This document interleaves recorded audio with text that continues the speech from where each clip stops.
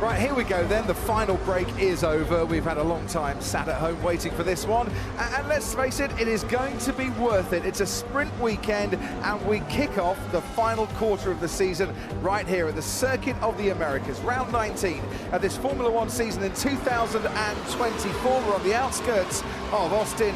We've got 6 Grand Prix, 3 sprints, and 180 points up for grabs between now and the checkered flag at Abu Dhabi. Track distance here, just under 3.5 miles long. 56 laps to come in Sunday's Grand Prix. We've got a sprint race before that. DRS zones, 2 of them, and one's been shortened by 95 metres this year. That's the run down towards turn 12. That's different, but the tyres aren't the same compounds as we had in 2023. The C4, the C3 and the C2, race tyres, medium and hard. We didn't really see the soft other than qualifying 12 months ago here at one of the great tracks in Formula One. The sun is out, the crowds are flocking in, and alongside me in the commentary box, literally chomping at the bit to get going, Anthony Davidson and Jenson Button. Good morning, good afternoon, how are you? Oh, fantastic. Thank you very much. Lovely to be back here in Austin. I love this place. Yeah. It's so much fun. It's such a great city, and what a lovely track as well. And a track that's been resurfaced, but still poses some unique challenges to the drivers. It really does. It's such a great circuit to drive from inside the car. Any car you drive here, it demands great skill and commitment from the driver. It's got good slow speed corners. It's got a high speed swoopy section from turn 3 all the way through to turn 9. Love swoopy. Swooping corners. I like to call that section the snake section. It feels like in the car it never ends. It's inside the car. You're choosing where you carry the speed there, and there's so much lap time to gain or lose. So you're constantly thinking behind the wheel around this track. Swoopy section sounds like a band that I saw the other night down on 6th Street here at the live music capital of the world. And while we're talking music, today is the 15th anniversary of one of the greatest karaoke sessions the world has ever seen. And a young man from Frome in Somerset started singing "We Are the Champions." Jenson Button, 15 years to the day that you became a world champion. Congratulations again. Well, thank you very much. It's, I don't know how I feel about that. Very happy that I won it, but it was 15 years ago. I was going to say, old? Back in my day. Makes us all feel a bit old, to be fair, mate. It does, yeah. But I won it, so I'm happy. And this is a place that has decided the title. You, of course, were in Interlagos. And there's a man going for a 4th World Championship. And in the Drivers' Championship has a very healthy 52-point lead over Lando Norris. Or is it? Come on, assess this one. Is 52 points, with 180 points up for grabs, a healthy lead when this man here is on a roll? It's a tricky one. It's over 2 wins. And normally as a racing driver, you'd think that's quite a healthy margin. Yeah. And I think if it was just Red Bull and McLaren fighting at the front, he would still think it's pretty healthy. But as you have Mercedes, Ferrari, competitive at certain tracks, it's tricky. It is tough. And, you know, a lot of it is getting qualifying right. So he's out of trouble as well for Max at the start, because one incident and 25 points is a lot less. Yeah. Yeah, I mean, he's looking over his shoulder at the moment, but still with what I would say is a healthy lead in the championship. The problem is for Max and Red Bull is that McLaren are gaining speed all the time. The win, the advantage that Norris had over Verstappen in Singapore was monumental. It's been a long time since we've seen such domination.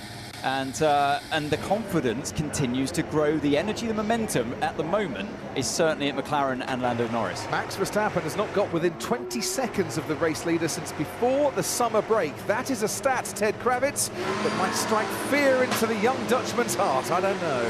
Well, we'll see. Hello, Crofty. Hello, Anthony. Hello, Jenson. Hello, everybody from the pit lane as it bursts into life. Everybody cannot wait to get going for this, the only practice session of the weekend. They better make it count. And Crofty, lots has changed. A lot's happened in Formula One since September the 22nd, the day of the Singapore Grand Prix, hasn't it? Daniel Ricciardo's retired, we think, from Formula One. Toyota are back in F1. How did that happen?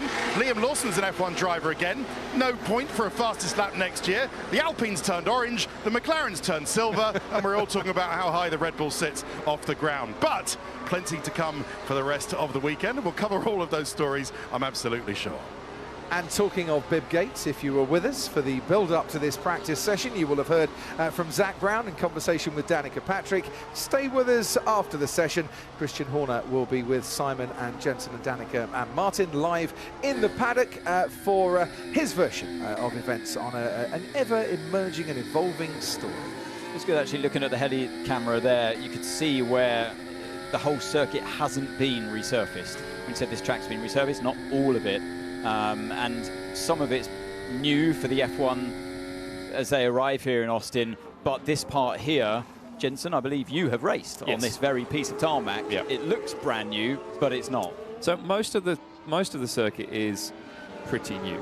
I think most of it's actually all of it's been resurfaced since last year. But there's one, as you can see, most of it was resurfaced a long time ago, but sits still post the Grand Prix last year here.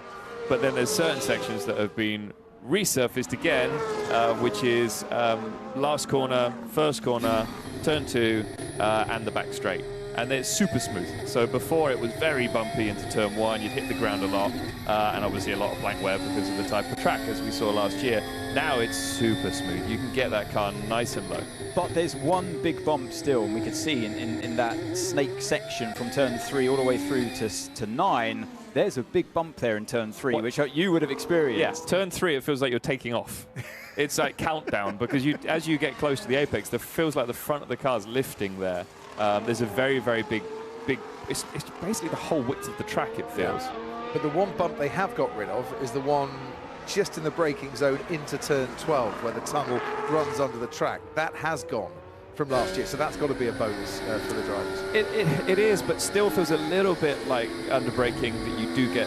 It's like there's little ripples, if you like, under braking, which cause a little rear under rotation. It's something that used to happen in Turkey, didn't it? Where there was a tunnel going under the track in the braking zone at the end of the backstretch there. And I think it happens when you Formula One drivers, you get a little bit heavy with the foot on the brakes, and the track does ripple up because it hasn't got quite so much foundation underneath it as other bits of the track. Yeah, totally.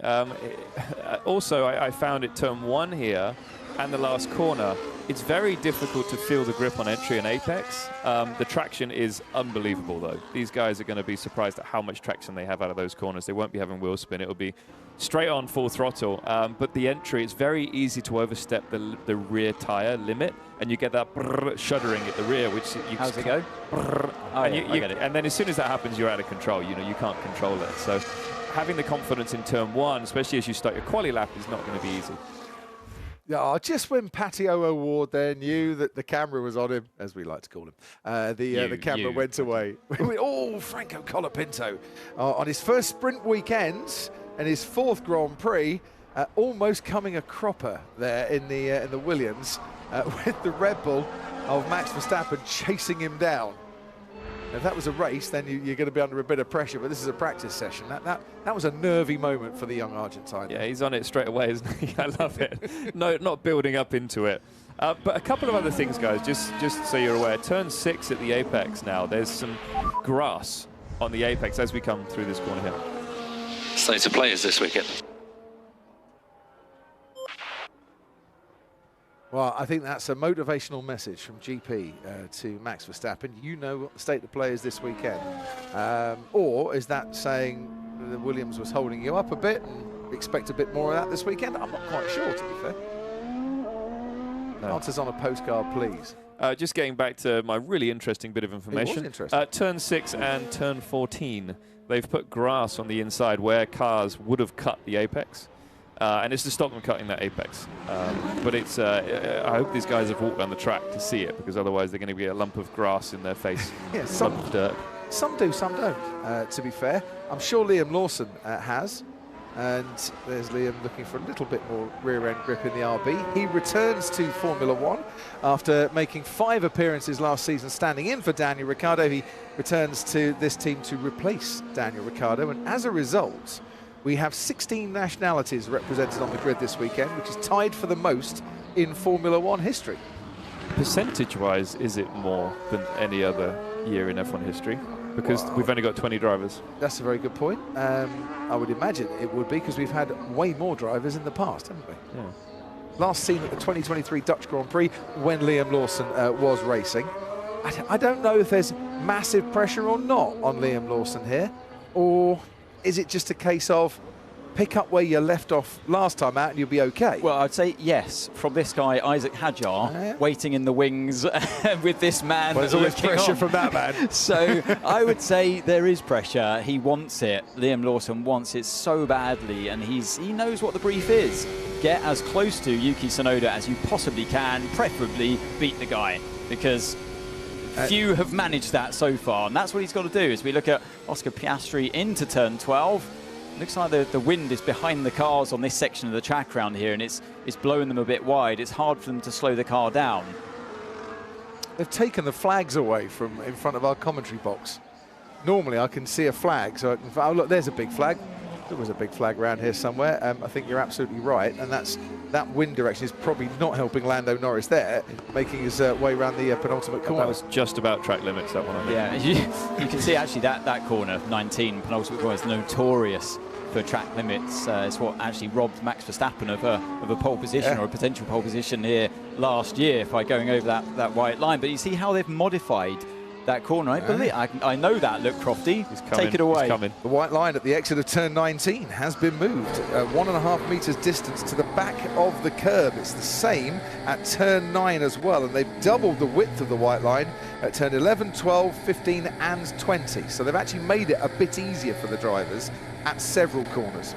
Yeah, I'm not sure it's going to make a lot of difference when you're doing 140 miles an hour through there. You're such a cynic. But it's nice. It's nice that they're thinking of the drivers there. But that is a really tough corner because you carry a lot of speed through the apex. The exit is kind of blind, the curb, and there's always gusts of wind around that part of the track, so it's very easy to step too wide. But so the easy thing is you can lift off the throttle there and keep it on track, but the problem is when you're in qualifying, it's very difficult to get your brain to do that. It's a gamble, isn't it, from inside the car, gents? You're flat out in these things before the apex. Yeah. They've got that much grip. It's a bit more like how you drive a kart in many ways, go-kart. You commit to carrying that speed before you even get to the apex and you're full throttle, and that's the gamble you've taken. And if then it loses grip in the middle of the corner, you're done. Yeah, totally.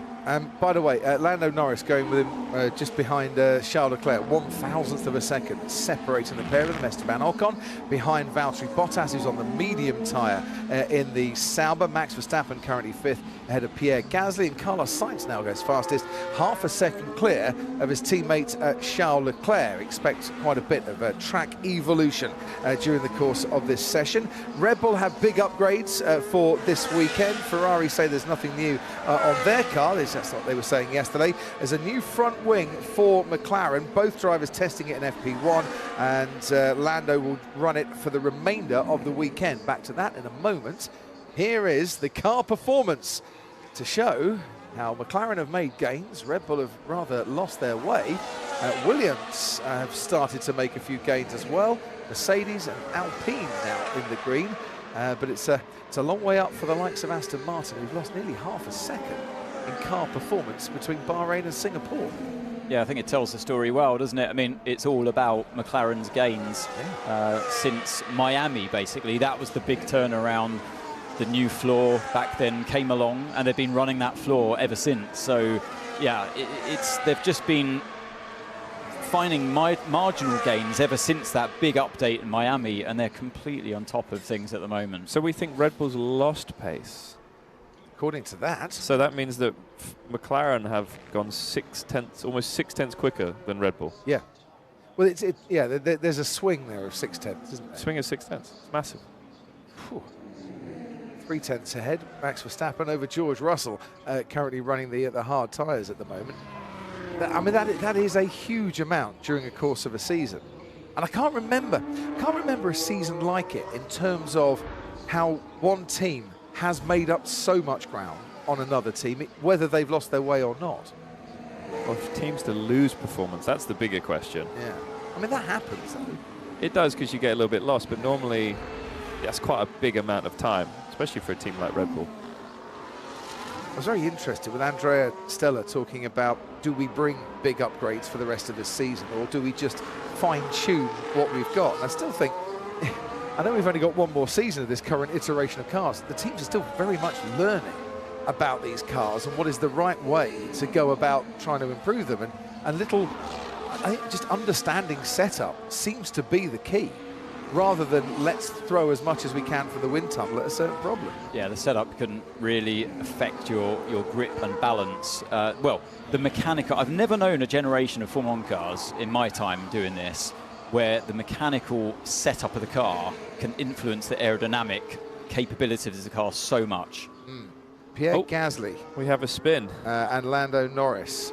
So Gasly was up there when that yellow flag was happening, and that is Pierre Gasly. What looks, ladies and gentlemen, like a McLaren, but it's not. It's the Alpine without the pink.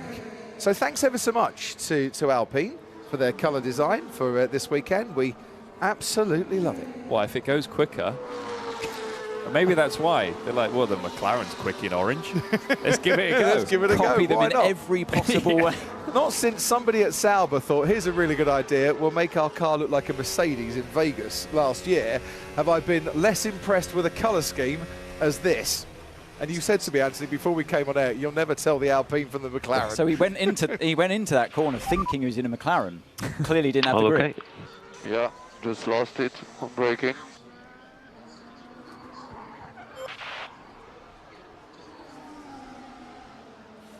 So this is what I was talking about with the rear grip. It's very difficult to judge the rear grip, and then as soon as you get the brrr, you're off. He's got the same thing there with the rear of the car. You go up and over that crest, don't you? For a moment, the whole car goes light, and it's either the front that slides or the rear that slides. But it's this new tarmac. It wasn't like that before. Specific to this tarmac, yes, you said? Okay. Definitely. So laterally, you struggle more on this tarmac, but longitudinally, there's more grip.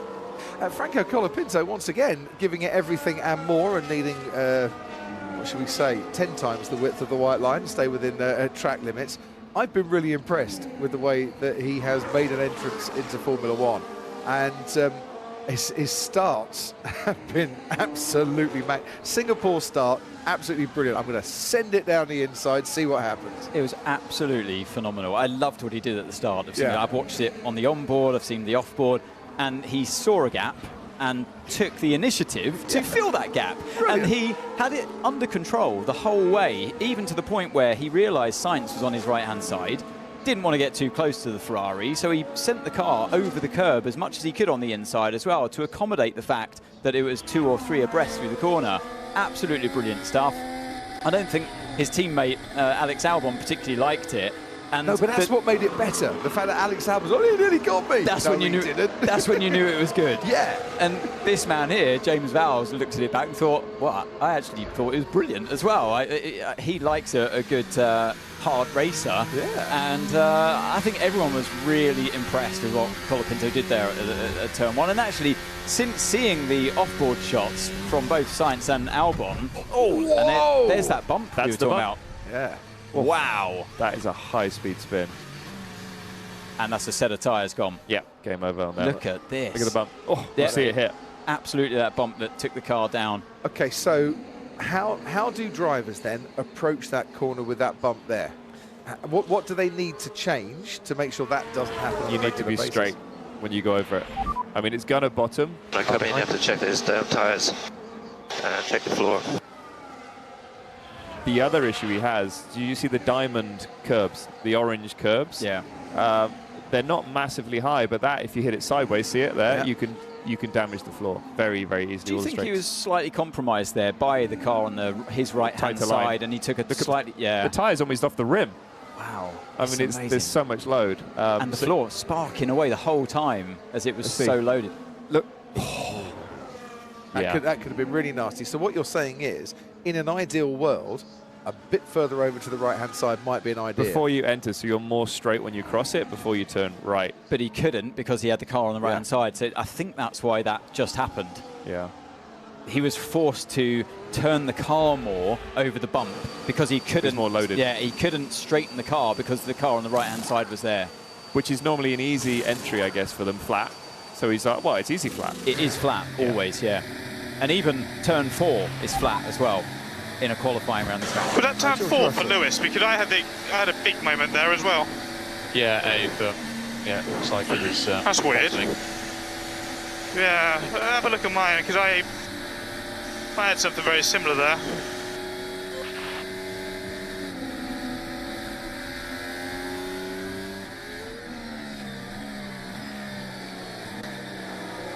George Russell just in conversation with his race engineer, Marcus Dudley, as we welcome our viewers to Sky Sports main events. And this might have been what the conversation was all about. He's passed a couple of cars on a push lap, and then just about 30 seconds after his teammate Lewis Hamilton had a big moment down at turn 4, George Russell had a minor moment. It was a similar thing, wasn't it? Yeah, Not but he an didn't exact, go spinning round. No, not an exact, but he still had cars that he had to navigate his way past and couldn't quite get on to the proper racing line before turn 3. But I think that I don't think they're far off the racing line with these cars, but I think they'll start thinking about pulling it more to the right to get it more straight over that section. And while all that's happening, Ferrari having a pretty encouraging start to this session. Carlos Sainz now goes fastest by 0.3 of a second as Valtteri Bottas, the only driver on the medium tyres so far, goes 6th fastest. Ted Kravitz is down in the pits. Hi, Ted.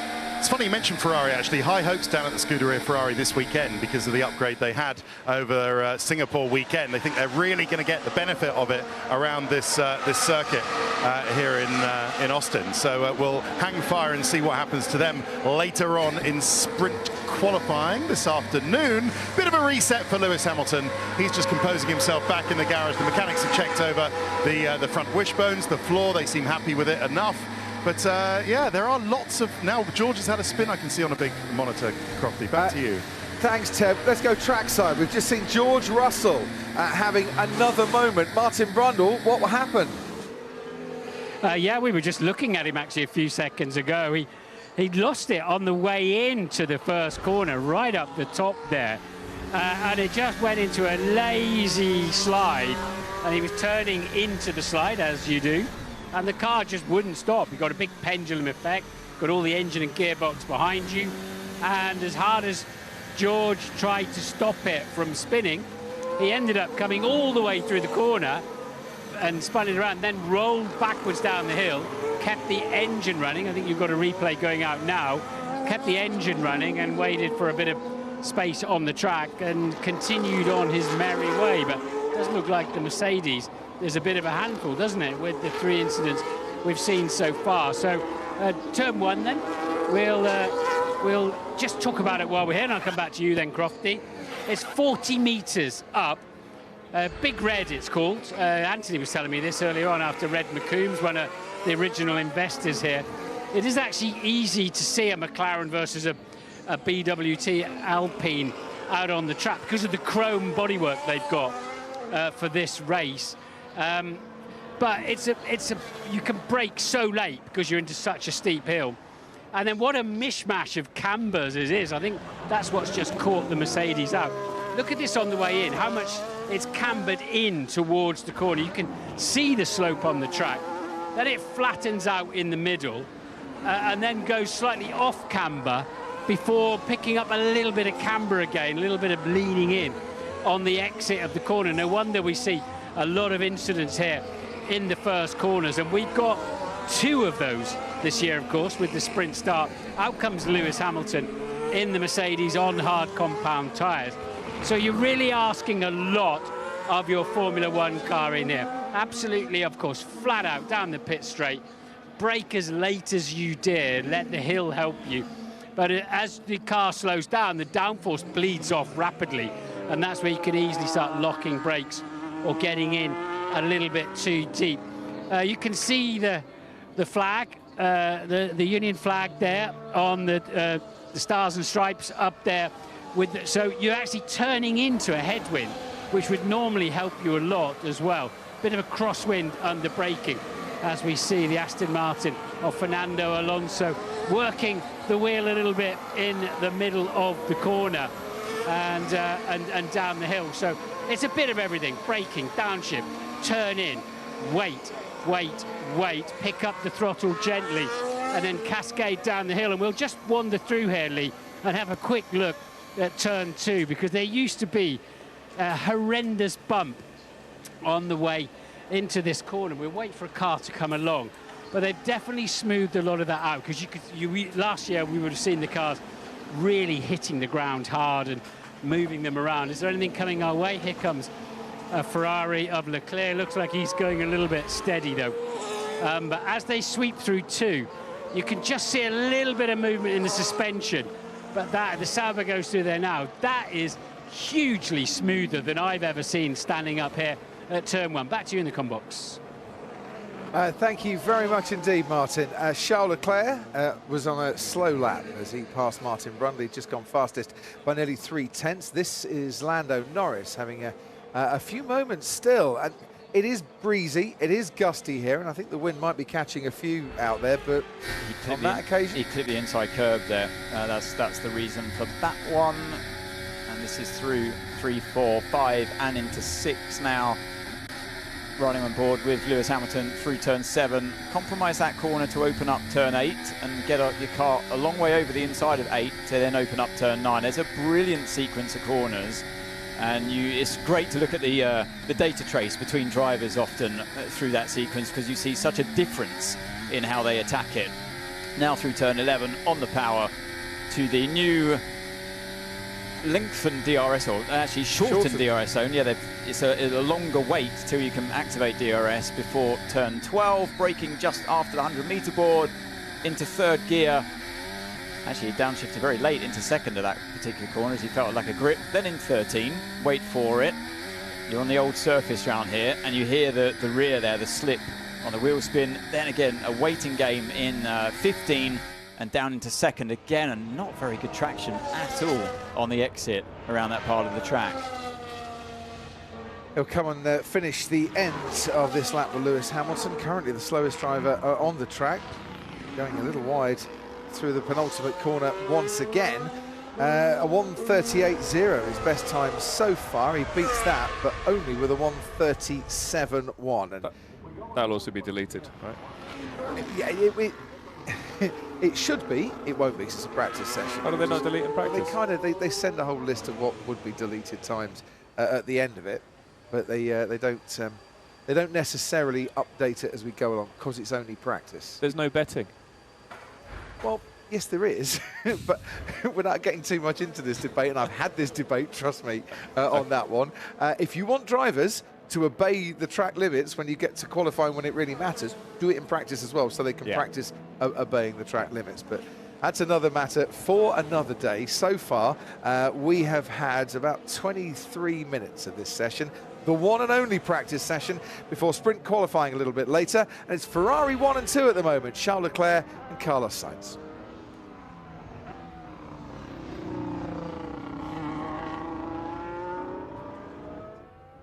See, look, they haven't taken Lewis Hamilton's time off. He's down there, 16th fastest so far. A little comparison here between Yuki Tsunoda and Liam Lawson. We kind of talked a bit about the pressure, and he wants to drive for next season. Yuki Tsunoda wants to drive probably for Red Bull for next season. And Sergio Perez would like to drive for Red Bull this season. And Daniel Ricciardo was still kind of on the fringes there and still part of the stable, and Red Bull is saying, well, he might come back. You never know. What happens, but it's the gap between Lawson and Tsunoda. That's what Red Bull are looking for and are monitoring. So what's good for him this weekend and what's bad? I think that's good for now. For the first run of the day, that's not bad. But yeah, they're going to want him to be as quick as Tsunoda, because they basically want a driver to be quicker than Tsunoda, right? Well, that's what was holding Daniel Ricciardo's chances back, that he wasn't beating Yuki Tsunoda regularly enough to then be a contender for the senior seat against a driver that Helmut Marko probably doesn't think is a contender for the senior seat. Do you therefore decipher from that Red Bull feel that Tsunoda's not quick enough or good enough to replace Sergio Perez, and therefore somebody has to come in and better him, substantially better him, to even have a hope of a chance of, which I think that's a bit too much of a tall order, because Yuki has been steadily improving all the time, and I think that goalpost may have moved. Well, I think there is an argument to say the more Yuki Tsunoda does a decent job, the more surely somebody in the hierarchy at Red Bull needs to say, yeah, what if we give Yuki a chance? Yeah, what if nobody can beat him? Exactly. Yeah. Possibly he's good enough. I mean, Daniel Ricciardo, look, he's no slouch. No. Liam Lawson, he had his chance before and basically matched him. Although, from my understanding, that Lawson had slightly like an updated car at many times in that fight before. So maybe it wasn't a complete, but which is surprising.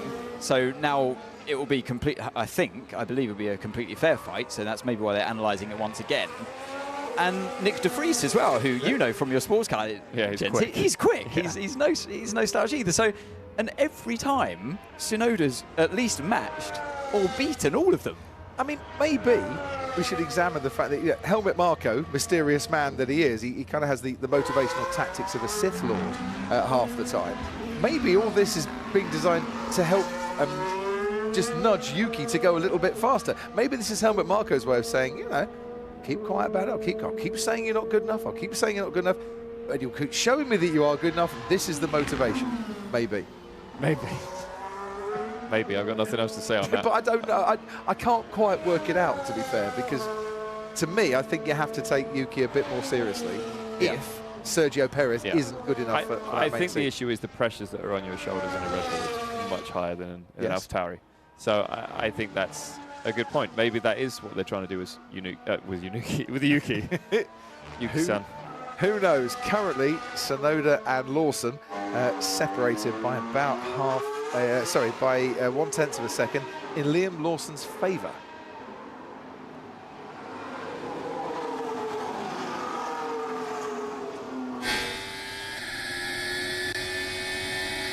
On boards, currently with car number 20, Kevin Magnussen, starting his last 6 races in Formula 1. He hasn't raced much recently. I think he's had about 1 race in the last 7 weeks, Kevin Magnussen, so he might need this practice session because he's a little rusty. What's happening at McLaren, I wonder? Lando Norris and Oscar Piastri, currently running 5th fastest for Lando, 10th fastest for Oscar. Zach Brown is on the pit wall for us. Right, Zach. You've got 60 minutes to get your car in tip-top shape to go and attack the sprint race and the Grand Prix. It's probably not enough time, but how are you doing it? Yeah, we have a plan.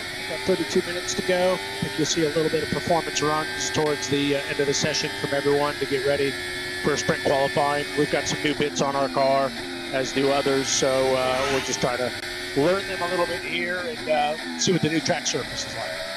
Zach, it's Anthony here alongside Crofty and Jensen. Now we've seen lots of drivers spinning, cars going off. It looks really slippery out there. What have your drivers been saying? Yeah, the same. They don't feel they've got the balance they want yet. So I think in between the new tarmac that's been put down around a lot of the circuit, everyone's feeling their way around. And anytime you have new tarmac, it takes a little bit of time to rubber in. So it kind of looks like business as usual to me anytime you're in this situation. Hey, Zach, it's Jensen. Hello. I got you, Jensen. Oh, you got me. I was worried there. So the circuit is, as you know, a lot of it's been resurfaced. You're able to run the car a lot lower, I'm guessing. Does that change the way the car feels a lot when you were able to lower the car around here? Because the cars look really, really twitchy out there still, even though they're able to run so low. Yeah, the lower we can go, the better. So that's some of the changes that we're making, seeing how far we can get the car on the ground. But there's still some bumps. Sounded to me, I think Lando mentioned turn 4. The car is bottoming. I think it was turn 4. So we'll lower it as much as we can, but not to the point where it becomes undrivable. There's certainly a competitive advantage to drop the car if you can. One more question, Zach, as Max Verstappen begins a performance run on the soft compound tyre. 180 points up for grabs. Lando is the nearest challenger to Max Verstappen. I heard the eminent views of one former world champion on the podcast this week saying it's about time that McLaren gave Lando Norris the superstar treatment and the preferred strategy. And to be fair, Jenson Button had a point when he said that. Is now the time for team orders at McLaren? Thanks, Crofty. We go into every weekend with a plan, kind of day by day.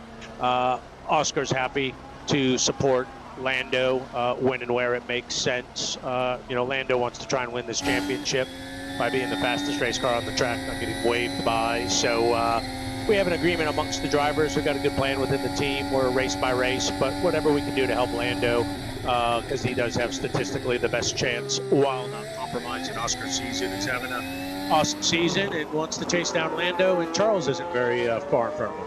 Without being too cheeky, Zach, does that plan involve Oscar not steaming down the inside at the 3rd turn of a Grand Prix and catching his teammate by surprise?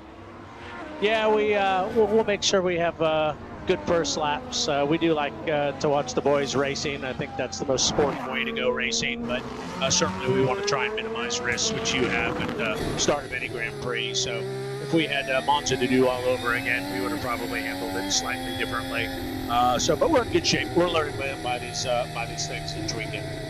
Glad to have you company this weekend, Zach. Thanks ever so much for being honest with us as well. Halfway through the session, there's your time, 1:33.8. Max Verstappen, first, main performance run on a set of soft compound tyres. You see just last year's pole position there. it's a bit of an unfair fight, of course, because the circuit's been resurfaced in so many places. And also Charles Leclerc inherited pole after Max had a time deleted, yes. Of course, although they were fairly close in lap time. But that so far, that's been the most together lap I've seen, driven at least by anyone. Tires are a little bit cold to start a lap. Yeah, roger that, Max. Sergio Perez, we can compare to Max Verstappen because he's gone out at pretty much the same time, and he's 8/10 off Max Verstappen's time there. I'll let that one sink in, because that is not a comparison Sergio Perez will want to make. He's gone out 30 seconds after his teammate, and he's 8/10 behind. Yeah, I mean, we didn't see the lap, of course, so maybe there was one big mistake in there, and his engineer, or the engineers at the team will clearly be able to see that. If there aren't any mistakes, then that's a bit of a bit more than just a head scratcher for Perez. But yeah, we should wait until we see the lap at least as a comparison. But yeah, the lap that I saw driven by Verstappen, it looked like I said at the time, a more together lap. By that I mean he was on the right piece of tarmac where you want to be, and the car was doing more what he was expecting it to do. So let's see how the others get on when they put the soft tyres on. So far, the front runners at least, it's only the 2 Red Bulls that have jumped early onto those. Trying to find a bit of space out there at the moment. That's why Oscar Piastri was hanging back a touch. Everyone is out on the track apart from Russell and Norris and Hamilton. So the 3 Brits have all decided that the time is not right for being on the track at the moment. So let's follow this through with Oscar. That looked really unsteady even before he had the slide. And look, I would just imagine his tyres were way too cold to start a push lap. Well, cold, but also the track just looks like it hasn't got the rubber down yet. And the drivers, I feel like all the drivers are expecting too much from their car, from the track as well, than is currently available to them. So yeah, you know, there's clearly a lot of performance to come when they put the softer tyres on, or any new tyre that goes on for that fact. I think they're going to find a lot of extra grip when they do that, and I think that's why, at least from Verstappen's point, it looked a more comfortable lap, and it looked a bit more like how a Formula 1 car should behave. Yeah, it's surprising actually they've gone so early with the first set of tyres, because as you say, the circuit does ramp up a lot around here, especially the newer tarmac areas. It's a compromise, isn't it? You're absolutely right. There's a lot of evolution to go before we'll get the best conditions maybe for this session. But the main struggle was the ride in the low speed. I start to bounce a lot more. Yeah, copy. Feedback from Sergio Perez after his lap. But the trouble is, you want to get a banker lap in, because this is the only session before it starts to get serious. Way off on that turn 19. You want to get a lap in that's not going to get compromised by too much traffic, yellow flags, and a potential red flag as well. Yeah, it is practice though. So I mean, if you get a yellow flag in one section, you still get a feel for the rest of the lap. Yeah, it's just a little bit surprising because the circuit will ramp up, and to be fair, it's ramped up quite a bit from the start of the session. Yeah. So only 8/10 quicker than Sainz with a hard tyre. It's not a massive margin, I wouldn't say. Let's head back down to the pit lane. Ted Kravitz, I can't see you at the moment. Where have you wandered off to? Down at McLaren, actually, just to follow up what Zach Brown was saying. So Lando Norris still making some setup changes. He's rejoined the track just now on the same set of hard tyres that he's been running for quite a while. So Lando not ready to do some particularly quick laps. And while we've already established that it's Lando who's going to be having the upgraded, supposedly, well, we think quicker, McLaren think quicker front wing, and Oscar will have the old one. Oscar's still going to have 6 other upgrades, because McLaren have brought 7 upgrades to this race. So still Oscar's going to have a little bit of a help on the front suspension. There's a new rear beam wing as well on the rear corner as well. Plenty of good stuff on this McLaren this weekend. Let's see what Lando does on this lap. Thank you very much indeed, Ted Kravitz. Lando out and making his way towards turn 11 currently. With Verstappen 8/10 up on Carlos Sainz. That's a difference. Soft tyres to hard tyres, Red Bull to Ferrari. Sergio Perez with exactly the same time on the soft tyre to Carlos Sainz, just to put that lap into perspective. And McLaren still running their run plan according to what they want to do. And that's more about race setup and race preparation on those hard tyres. I think was it 2 drivers used the soft tyre in the race last year? I know it wasn't a huge amount of soft tyre usage. Yeah, it's a circuit that's very punishing on tyres, and also not just from a wear point of view, but an overheating point of view as well, mostly because you come into sector 3 and you've punished them through all the high-speed stuff earlier on in the lap, and you've got nothing left. It just feels like a greasy tyre under you when you get to sector 3. Yuki Tsunoda and Daniel Ricciardo, they were the drivers that used the soft tyre last year. Let's go back trackside, shall we, once again. Martin Brundle, to you. Hello there, yeah. So I'm feeling generous today. This is a buy one, get 3 more free. We're down, I'm on the outside of turn 14, and you can look there, you can see 13 and 14. There's one great big long arc. And this, sort of about 2/3 the way around the circuit, this really punishes the tyres. Tyres are screaming out when they get around here. I'm seeing a lot of cars moving around under traction. It's really clumsy as well, because they try to make a gap here and they're getting in each other's way a lot. As hard as they, or as much as they try to get out of each other's way, sooner or later they've got to cross the racing line. So 13 and 14, a nice sweep through. Then we'll have a little walk over here. You can see many photographers, so you know that's always a good place to be. We'll not get in their way because they've got a job to do out here as well. We'll try and get somewhere in the middle. And this is that really tight little left-hander where we see a lot of track limits issues where drivers go wide, and again the front axle working overtime there as they go right to the outside of the track. They're pushing track limits because they need to minimize the angle of the corner, maximize the speed they take there at the slowest point, and get on the throttle. A really long throttle travel. With George Russell was really wide there. He'd have lost that lap if it had been in qualifying. Here comes Sergio Perez, and the Red Bull accelerating nicely there. So this is 15 into 16, and as I say, you've then really got a long, far 16, 17, 18, 19 and 20 to the end of the lap when you need your tyres really intact, and they've done a lot of work through this section as well. But when the cars are by themselves, they can take a lovely flowing arc.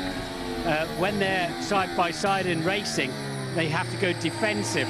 That's where they lose a lot of time around here. As we see the Sauber, and I think it's only Bottas that's got the upgrades this weekend, I was being told this morning. But a lovely spot to watch. I feel like I'm sort of right in the thick of the action here as we see Oscar Piastri there. Again, the McLaren, it really jumps out of the racetrack, that colour scheme, I must say. I had a drive in one of these cars 10 days ago. They have such long throttle travel, they've got so much power, and that's how you can tell they're really slowly putting the throttle on. Right, probably double the amount of throttle travel we used to have back in the V10, V8 days, so that they can really control this power on phase nicely through there as the Ferrari disappears towards the end of the lap. Another Ferrari coming into view, weaving around under braking, and through it goes, and back to you, Crofty. Thanks ever so much, Martin. See you in the commentary box for qualifying a little bit later, and you can see Martin in one of the current crop of Formula One cars, I think in Abu Dhabi later on this season. We weren't jealous at all about the day that he had going and driving an F1 car, not much. Verstappen against Norris, that is the championship battle for 2024. This is how the points are going to be decided. 34 here, 34 in Brazil, 34 in Qatar, because they're the sprint weekends. 26 points up for grabs with the point for the fastest lap, but all the other ones, and you won't get a point for a fastest lap next year because they've decided to scrap it. We've had, what, 2-3 seasons of the fastest lap extra bonus point. We're not going to get it anymore. We have just under 20 minutes to go. Verstappen and Perez separated by just under 0.8 of a second now. Verstappen went for a second lap on the soft compound tyres, didn't improve. Sergio did, but only by just under 0.1 of a second.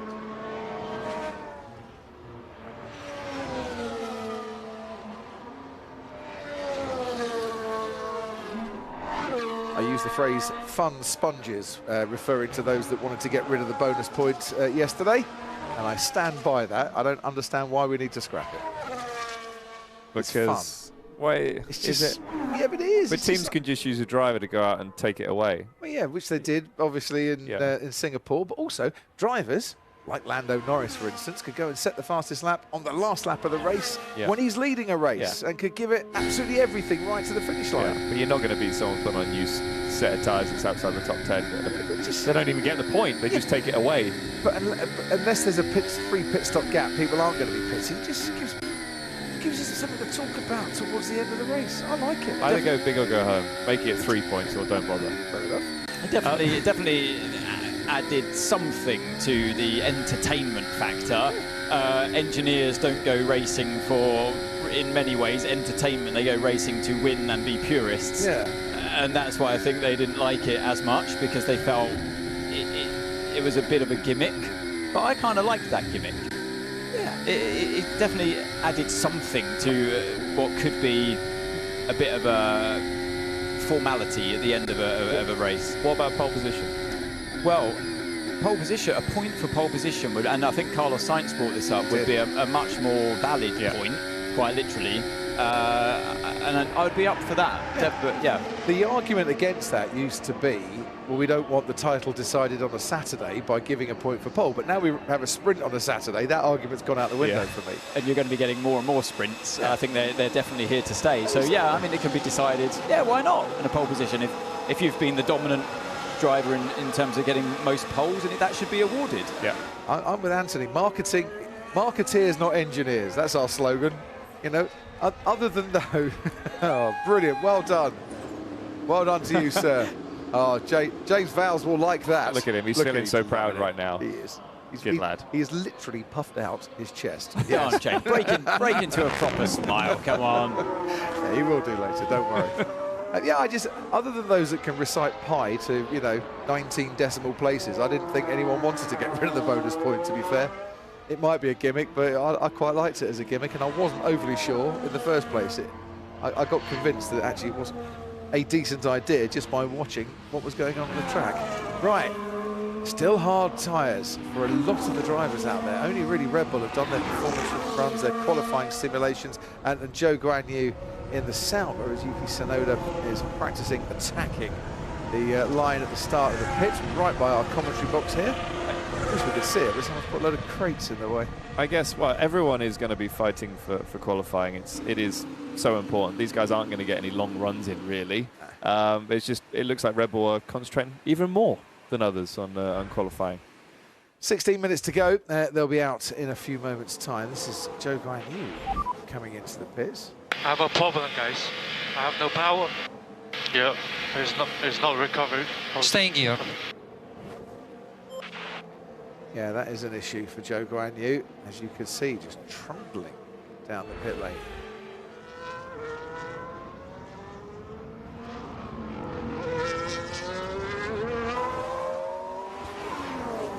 Just under 16 minutes to go. Zhou Guanyu with an issue here. I have a problem, guys. I have no power. Yeah, it's not recovered. Staying here.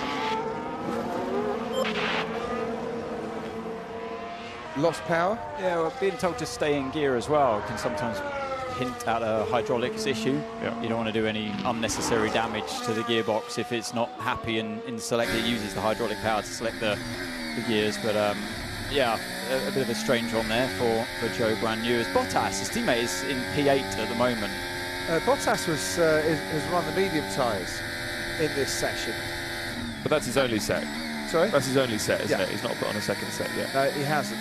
It might give you an indication as to why he's a little further up there with everyone else on the hard. And as Ted was saying, he's got the upgrades too. We're on board with George Russell at the moment. And whilst we watch from the rear of the Mercedes, Ted, what you got for us? Well, I'm down at Sauber, actually, Crofty. And if you're asking how have they managed to be P8 with Valtteri Bottas with these upgrades, what are they and how are they so great? Have they transformed the car? The answer is there are only 4 of them, and the most important one of them is the front wing. But what Sauber have found was that this new front wing has had such an amazing effect to the the airflow further downstream of the car. It's had a really, really big impact. and they're really happy with it. The other improvements are the front suspension, the rear suspension, but that's just sort of wishbone covers, and the rear corner, but that's kind of just upper rear brake duct. So it's really just the reimagined front wing that has made so far a big difference to this. Can you give me some feedback how wide drivers are running exit turn 9 over that curb? So turn 9 exit, Verstappen is right up to the blue line, so he's right up to the limit. Okay, and on Zhou Guanyu, by the way, Crofty, they're now starting, unfortunately for Zhou, to take the car to pieces. I wouldn't be surprised to see him jump out of the car in a minute, but yeah, it looks like there's something deep within the engine bay that has failed at this point. Not good. Talking of engines and power units, Liam Lawson, Christian Horner gave this one away earlier in the week. We'll go back to it in a minute. Yeah, sorry, so this is the that's damp turn 15, that lock up for Russell as he runs wide and off the track, and clearly just struggling with the grip of that car. It looks like he's struggled the whole way through this session. That's the rear shot of it. You see that puff of smoke, and the moment he drives off the track. But it's interesting him asking about the exit curb of turn 9. It's a blind corner inside the car. That's why he's asking how far are other people running onto that curb, and does it seem usable?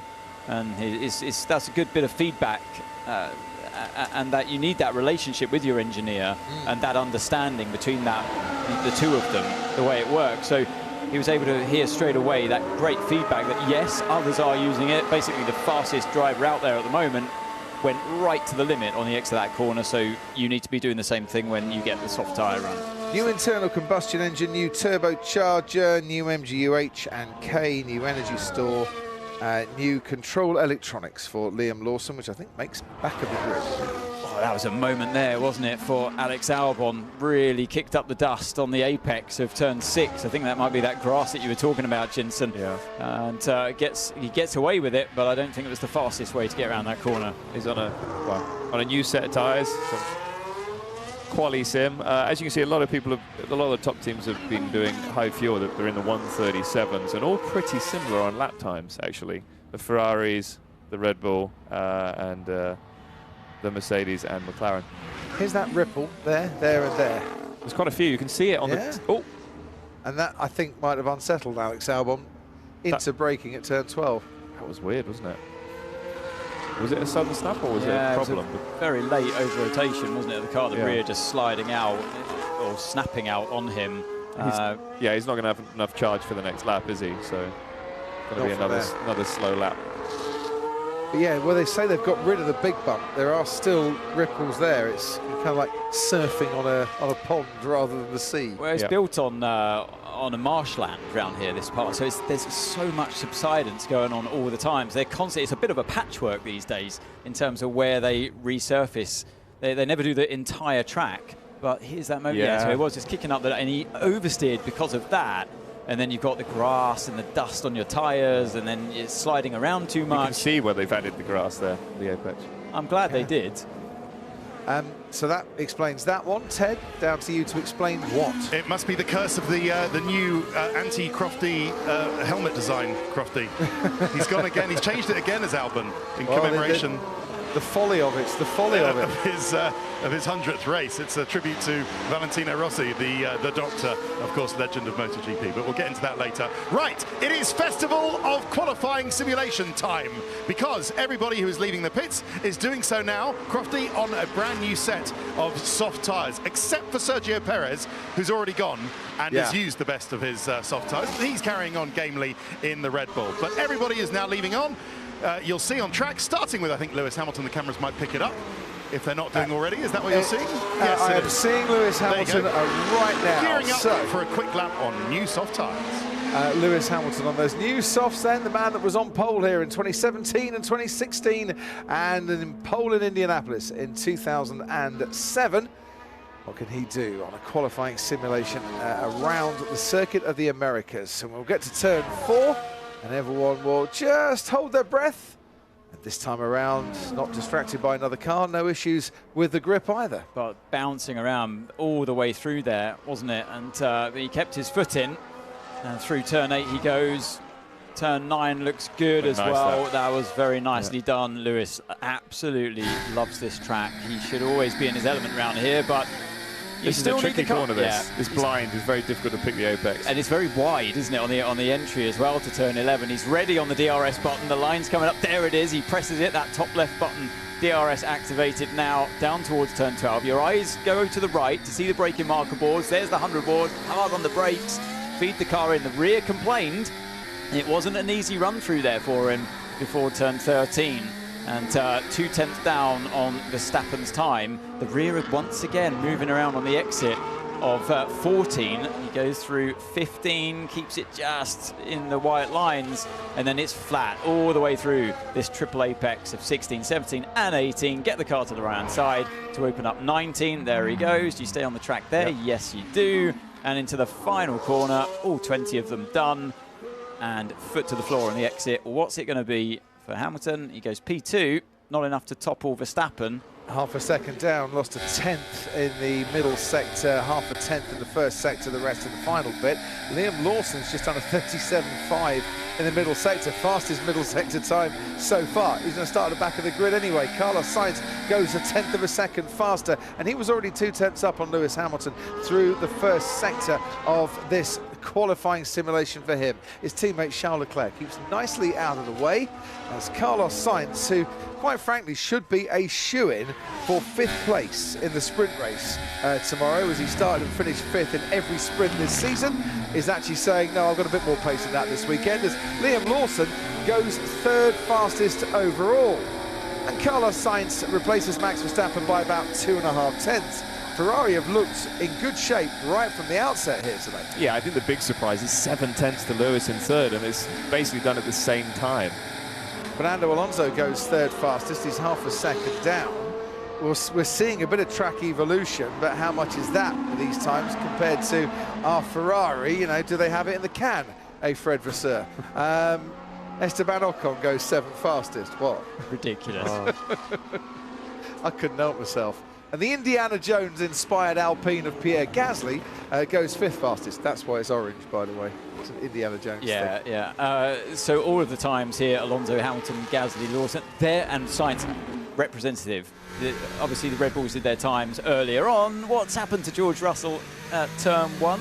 Big red. Understeer, oversteer. Oh dear. Wobbling free. And immediately goes to the. I'm going to ignore that one, Crofty. He immediately goes to the strap mode button to switch it back, like you said, Jensen, earlier. Good thing is at least they have it in turn 1. You haven't used the juice from the tyres yet, and you can then recharge the battery back to 100% to give it another go next time around. Oscar Piastri. Oh, he's coming in. Comes into the pits there. Left it. Oh, very quickly. Wow. Way too much speed. Disconnection. Copy. So we saw what happened. Well done for avoiding the accident. Yeah. That could have been really nasty, and they've closed the entry to the pit lane as a result of that as well, and brought out the virtual safety car because of that. Now that's gonna not be, that is not impressive if you're Charles Leclerc, if you're this man who was just waiting to start his qualifying simulation. And now, are those tyres going to be too cold? Is he going to have to go around for another lap before he starts? I think they'll be good. Yeah? They should be good to go. Okay. It was him and George, wasn't it? Both on... George created another outlap, essentially, didn't he? With a moment in turn 1. Did he make it? So here comes Lando. George is just about to start his lap, so that was actually okay for George. It's all right for George. Charles Leclerc is just pootling around. He's going for another warm-up lap on that. So you're right. Which goes back to, why did Red Bull go out so early? Because they can kind of guarantee that they can get those quali laps in as and when they want. It's just getting a read, though. Why was Oscar Piastri so fast going in towards the pit lane now? I can't work that out. It looked ambitious. Maybe it was just the nose cam shot, the front wing shot that we had that made it look faster than it was. But we could see from the moment he committed to the pit lane, it looked like it was never going to happen. And if that was to happen in a race, by the way, that would be deemed by the race stewards here at the FIA as an unsafe re-entry onto the circuit. Yeah. He's also not done, Oscar, a lap on the soft tyres. So you kind of think, or not done a full lap on the soft tyres. I'm not sure why he was coming into the pits anyway, as well. Me neither. Russell getting caught out by a bigger snap of oversteer in turn 12 to what his teammate suffered with as well. So, and now 4.5 tenths down by the second sector for Russell. That car really not performing the way they'd like there at Mercedes for both drivers. See, for me, this is the big surprise, because, you know, now the circuit's smoother, this car likes to be run low, doesn't it? Yuki Tsunoda goes 4th fastest, separated by 1/10 of a second with his teammate Liam Lawson. Is there pace in that RB, I wonder, for this weekend? Mercedes struggling a touch. George Russell goes 7th fastest ahead of Lawson, but behind Yuki Tsunoda, and just over 0.8 of a second off the pace. Neither of those two Mercedes cars look like George Russell and Lewis Hamilton would like them to on this track, and maybe that can explain a little bit of George Russell's problems as he got stuck behind the Williams. I assume that was before, behind Colapinto, before he started his flying lap. You have to say, good on Colapinto, though. No, exactly, not backing down. He had no reason to. They're both coming to start a lap. Yeah, he got his elbows out, because they're both starting a lap there and jostling for position, and he held his own, and good practice for qualifying. Exactly. That'd be an interesting one at the next Drivers' Association meeting, which George is the senior spokesperson on that one. Right, here's Piastri on a charge lap, on a charge, I should say, and already down by that first sector. Meanwhile, his teammate Norris is around turn 13 and 14 on his warm-up lap. So neither have got a lap in on the soft tyre as yet, as Piastri makes his way down the fastest parts of this circuit, past all the Right, RVs. it's definitely worse at this fuel load. Which would be about, what, 20 to 30 kilos for a practice session, something like that? Well, if you're looking for qualifying, I mean, in qualifying you'd be running 4 kilos of fuel. But you kind of hide your pace a bit. But yeah, it's funny, isn't it? It's like in a way, you think you'd want to be as low as you are in qualifying, so you get a feel for it. But nobody wants to run that low, because they're like, I don't want to give away our pace. What does it change? It doesn't make people try harder, does it? Or less. Oscar Piastri again going, too wide around that penultimate corner. He's had a black and white flag, by the way, for not keeping to the correct side of the bollard. That is a 1:33.9. It's 0.3 off the pace, but it wouldn't have been allowed if this were a qualifying session, because he went over the lines. Charles Leclerc, meanwhile, 2/100ths of a second off his teammate Carlos Sainz. Yeah, those Ferraris really working well, aren't they? I've got a feeling that the pace may not last for the entire weekend, but right now, I think the Ferrari is the best one out there, and the way the grip condition is at the moment. Lewis, though, after a cool-down lap. Interesting. Only 0.3 off. He gained almost 4 tenths. That's really interesting. I mean, on used tyres to do that lap. Pretty good. Ferrari have been on pole here for the last 2 years in the Grand Prix, albeit inheriting that pole. Stroll and Ocon noted for a potential virtual safety car infringement, but they're going a bit too fast, I wonder, behind the safety car. That's not the colour scheme, by the way, for McLaren for the whole weekend. They just still got some Flovius paint on there. But this is Lando Norris on his lap. He's done a 25.5 and a 37.5, which is about 0.3 of a second off the best 2 sector times so far. That's out. Too wide. He goes 4th fastest, 2.5 tenths off the pace. It's funny, is it doesn't look like the kind of performance, the kind of car we've been seeing from McLaren in the last couple of races. I mean, he's 2 tenths quicker than the Haas. A lot of teams, a lot of drivers, they're having a tough day out here today. And with this one and only practice session before qualifying, or the sprint qualifying comes along, it's fascinating. I don't have the second lap, right? No, you don't. Next car pushing is no one. As his engineer, just trying to work out who's pushing on there, just to warn it. Yeah, nobody is. And that was all due to Leclerc having to bail out of his first flying lap and not having enough time to get it both in. This is Norris at the end of the straight. Has he had the same snap that we've been seeing from so many? Yes, he does. And off the track there as well in turn 12. I mean, it's a gusty day here. Wind behind you going into turn 12. Not the easiest corner to get right, but they're going to have to get it right for sprint qualifying. I mean, to be fair, he's probably got flow viz all over his helmets. It's even on the halo. Problem is, it's quite excessive work. It is. Though, his poor helmet is bright yellow now. Yeah, well, it was anyway. Oh, was it? Oh, Crofty. Sorry.